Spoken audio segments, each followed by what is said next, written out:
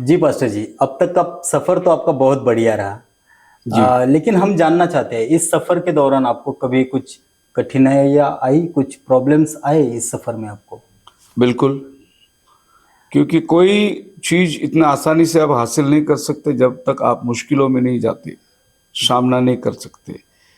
तो ऐसे बहुत सारे रुकावट, मुश्किल क्योंकि काम जो है ये प्रभु का कार्य प्रभु का है। कार्य। निश्चित रूप से शैतान रुकावटों को लाता है, बाधाओं क्योंकि वो ये काम करने नहीं देता आपको। जी, तो बहुत सारी अड़चनें जीवन में, यहाँ तक कि जानलेवा जैसा बड़ा-बड़ा हादसा से भी प्रभु ने हमको बचाया। अच्छा, सबसे पहले तो मैं आपको ये बताना चाहता हूँ कि 1999 के दरमियान एक बहुत बड़ा ऐसे अंबरनाथ, डोंबिवली, कल्याण इस इलाके के अंदर उपद्रव शुरू हो गई।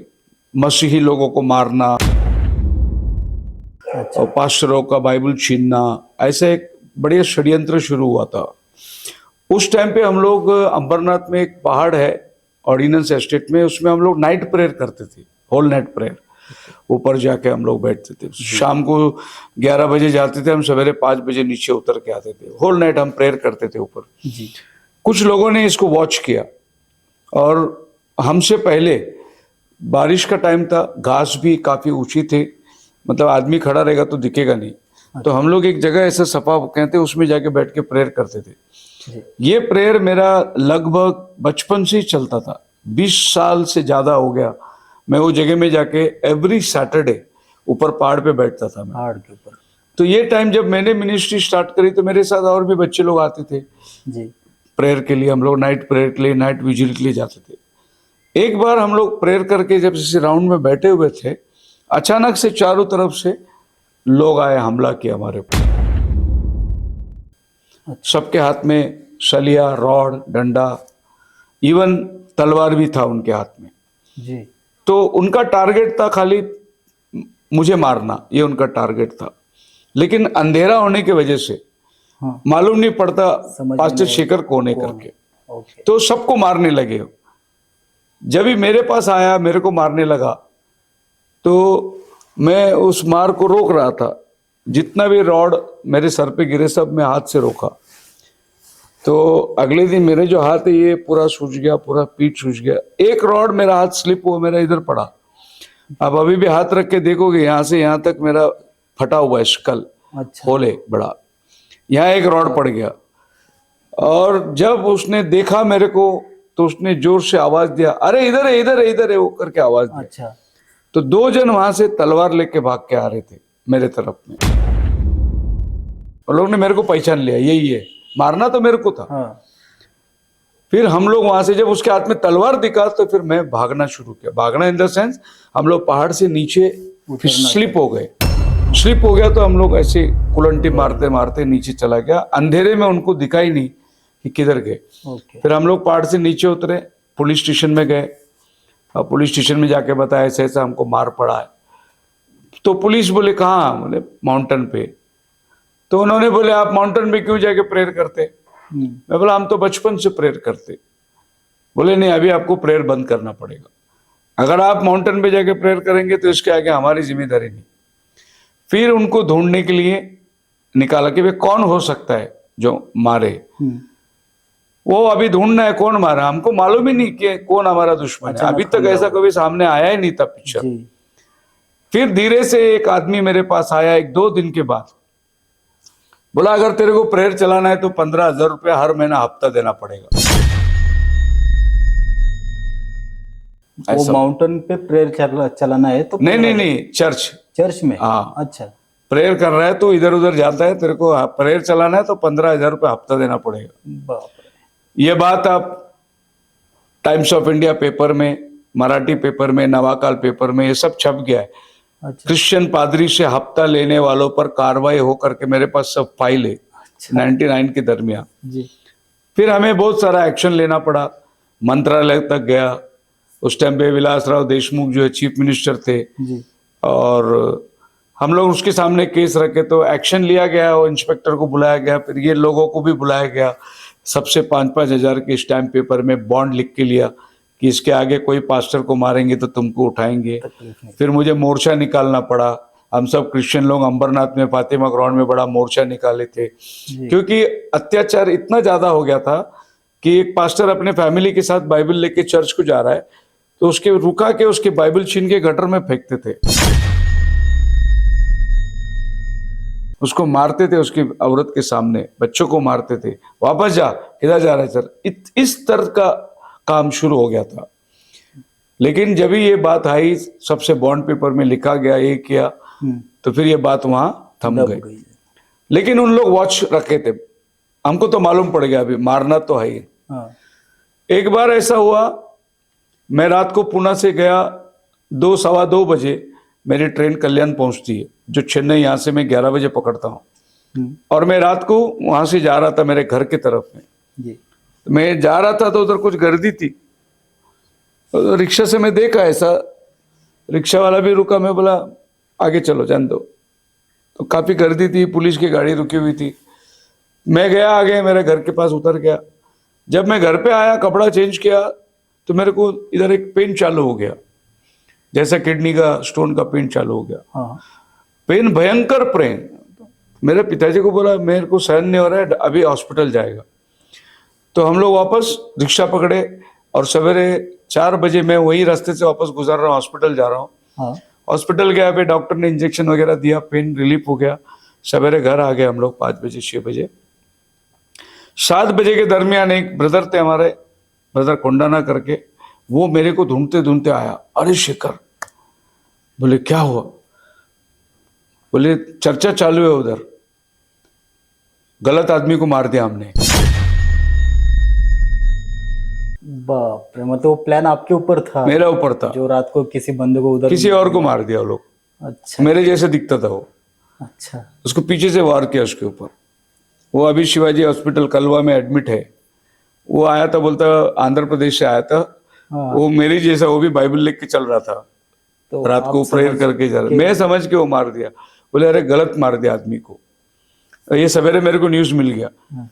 तो प्रभु ने मेरे को वो जो दर्द दिया ना, हाँ। वो दर्द इसलिए दिया कि देख, जाके वो जगह तेरा था, लेकिन मैंने तेरे को बचाया। मैं उनके ही सामने से गया, जी। लेकिन उनकी आंखें बंद थी, मेरे को नहीं देखे वो लोग। ये बड़ा जानलेवा खतरा था मेरे लिए, मेरी जगह किसी और को मार दिया। दूसरी बार ऐसा हुआ, मैं कहीं मीटिंग को गया था, तो मेरा मोटरसाइकिल जी। जो मेरे घर के नीचे, वो उठा के लेके गए, और मेरे घर के आसपास में खेत है, हाँ। वो खेत में डाल के उसको पेट्रोल लगा के आग लगाना था, अच्छा। क्योंकि वही मोटरसाइकिल से मैं सेवा को जाता सेवा था। कर देते। मेरा गाड़ी था सुजुकी, वो समुराई, वो टाइम का पहला वाला मोटरसाइकिल जो निकला था। जी। जी। लेकिन क्या हुआ, मैं बाहर गया करके मैंने मेरे छोटा भाई डैनी को बोला था तू घर पे जाके सो जा रात को। तो मेरा भाई ने क्या किया, उसका हीरो होंडा गाड़ी था, तो वो लाके सुजुकी के बाजू में हीरो होंडा रख के गया हो। अच्छा, ऊपर सोया कि लेके या बाजू बाजू? नहीं, सुजुकी दीवार के पास मेरी खड़ी है। जी। मैंने उसको बोला मैं बाहर है, नहीं रात को जाएगा, तू घर पे जाके सो जा। वो भी आए थे तो उनका गाड़ी भी वो आके उसका गाड़ी लगाया। जी। ये लोग रात को आए, हीरो होंडा उठा के लेके गए। अच्छा। लेके जाके पूरा पेट्रोल खोल के सब डाल दिया, माचिस जलाया, वो लाइट में दिक्कत आ रही है तो हीरो होंडा बोलता, गलत गाड़ी होता है। अपन गलत गाड़ी उठा के लाए। उन्होंने ऐसे फेंक दिया, बच्चे जलाया जलाया नहीं, नहीं। चले गए। सवेरे मेरा भाई उतर के गाड़ी देख रहा है, उसका हीरो होंडा है ही नहीं, वह मेरा समुराई है। बाद में किसी ने बोला वो खेत में गाड़ी पड़ा है, जाके देखो, पूरा पेट्रोल निकाल के पूरा डाला था, जलाने वाला था। लेकिन देखो उस रात प्रभु ने मेरा भाई का गाड़ी लाके खड़ा कर दिया, मेरा गाड़ी बच गया। वो गाड़ी भी बचा दिया प्रभु ने। क्या? इस तरीके के अदर एलिमेंट्स, जी। मतलब इतर लोग, विश्वासी नहीं, बाहर के लोगों से बहुत बार ऐसा जानलेवा हमला हुआ, लेकिन प्रभु ने हर बार मेरे को रोका। मैं उनके सामने से ही चल के जाता था, लेकिन उनकी आंखें बंद रहती थी। हमारा वही परमेश्वर है जो एलिया का खुदा। जी। जब सीरिया के लोग मारने को आए एलीशा को, तो चारों तरफ में प्रभु उसका दूत को अग्नि छाए हुए बनाए रखा था। तभी गयाजी बोलता है सब दुश्मन घेरा हुआ है, तो प्रभु एलीशा बोलते इसकी आंखें खोल। खोल दे। जब उसकी आंखें खुलती है तो इसके चारों तरफ देवदूत खड़े हुए। जी। तो वही एलिया का खुदा आज भी जीवित है। उनकी आंखें बंद। हर बार परमेश्वर ने हमारी रक्षा करते आए। ऐसे अनगिनत एग्जाम्पल है जी, जो कि प्रभु लेके चल रहा है हमारे साथ। बहुत बढ़िया पास्टर जी।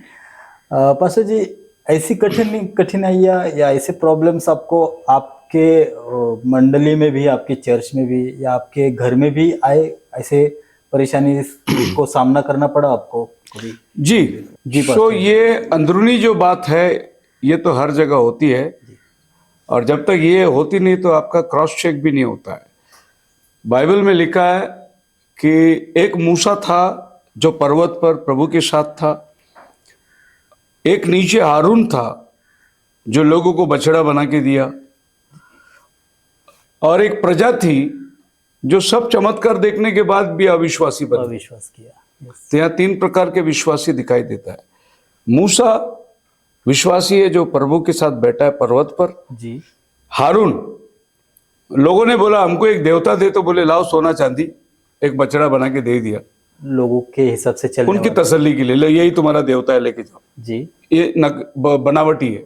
अच्छा। मूसा आएगा तो मूसा के साइड रहेगा, पब्लिक आएगा तो पब्लिक के साइड सही रहेगा। जाएगा। ओके।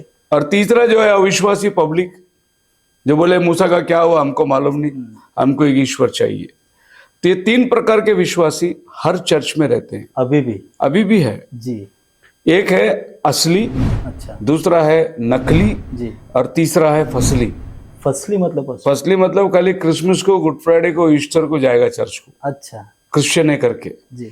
बाकी दिन नहीं जाएगा। उसको मतलब त्योहारी क्रिश्चियन बोलते हैं। फसली, फसल जैसा आता है फसल साल में मनाने, एक बार। फसल मनाने वाला। जी, जी। तो ये 3 प्रकार के विश्वासी सब जगह है, तो अपने साथ भी है। यीशु मसीह उसके सेवा के अंदर भी एक जुड़स था। सच बात है। प्रभु के जाने वाले दान अर्पण के ऊपर उसका नजर था। जी। एक थोमा था, जब तक मैं उंगली नहीं डालूंगा मैं नहीं विश्वास करूंगा। नहीं करूंगा। मतलब मैं कहूँ बॉम्बे की भाषा में तो 13 देश का 12 भाई लोग थे वो लोग। सच बात। हर एक का स्वभाव अपना अपना था। एक पतरस था उतावली, आप है क्या, मैं अभी चलूं क्या पानी में, मैं आधा जगह डूबने लगा। जब सिपाही यीशु को पकड़ने आया तो उसका ही तलवार लेके उसके कान उड़ा दिया। तो ये सब रहेंगे साथ में, कान काटने वाले, नाक काटने वाले, पैसा गिनने वाले, ये सब साथ में हमेशा रहेंगे। तो मेरे साथ भी ऐसा बहुत बार हुआ। बहुत से लोग बगावत भी करके गए। जी। बगावत in the sense, pastor scent कितना महंगा वापरते वो भी हिसाब रखते थे। अच्छा।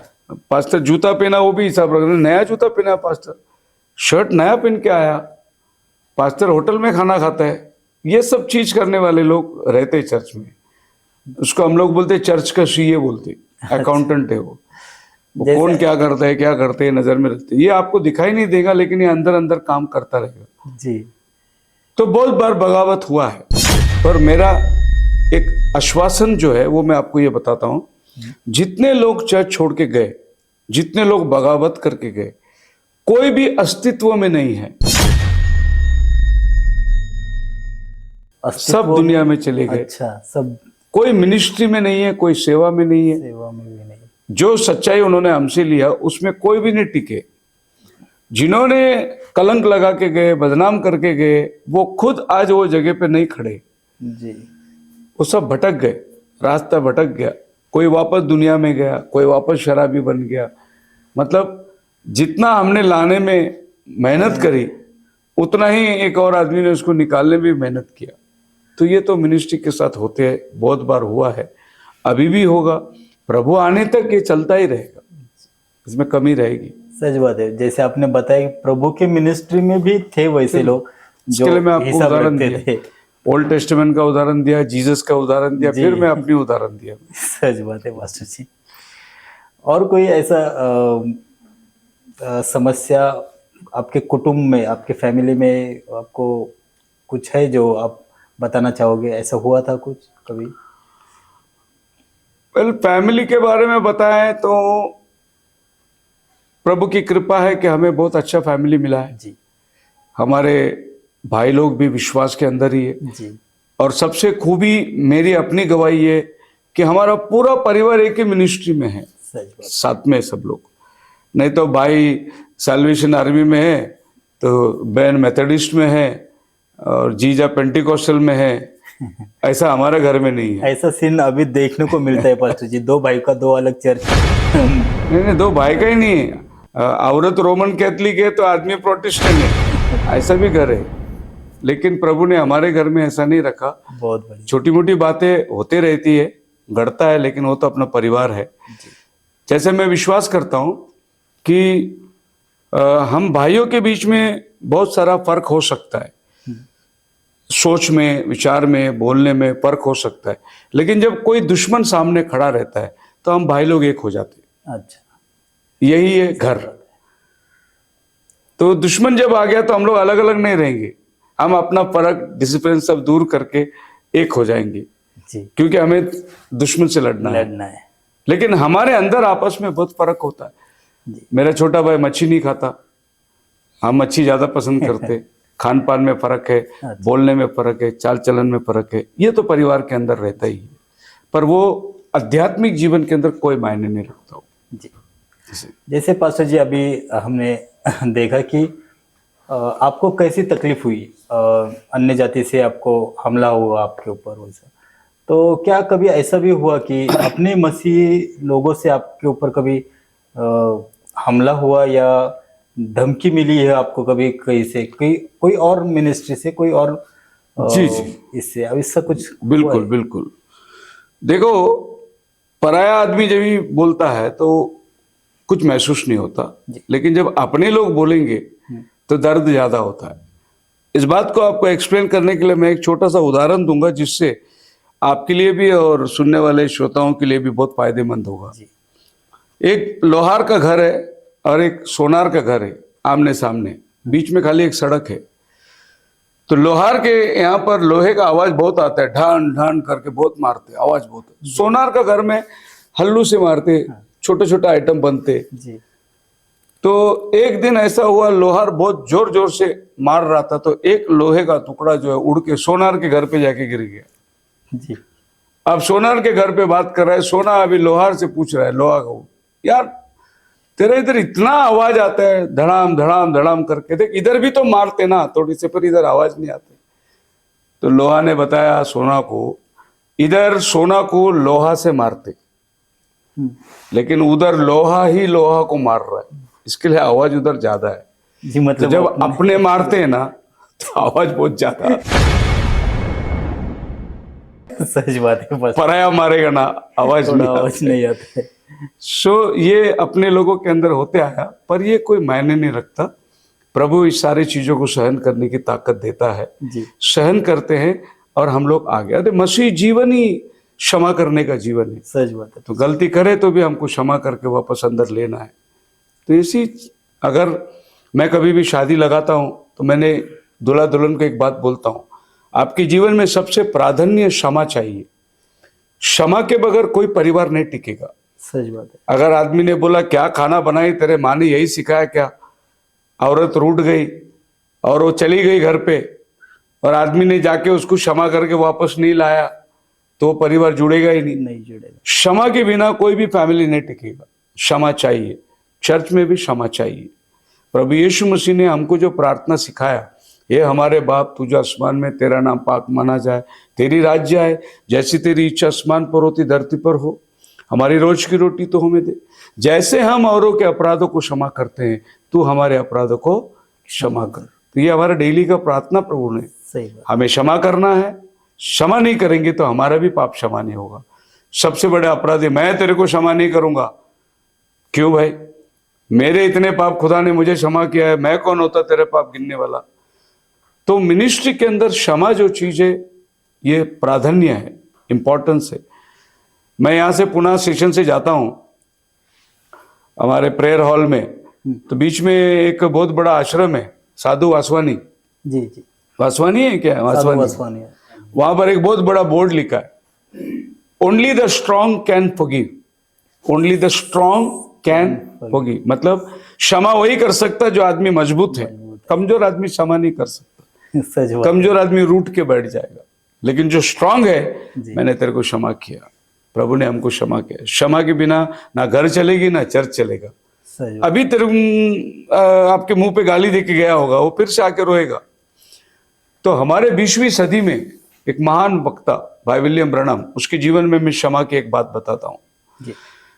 जब वो स्वर्ग में गया दर्शन में, तो एक आदमी को उसने देखा।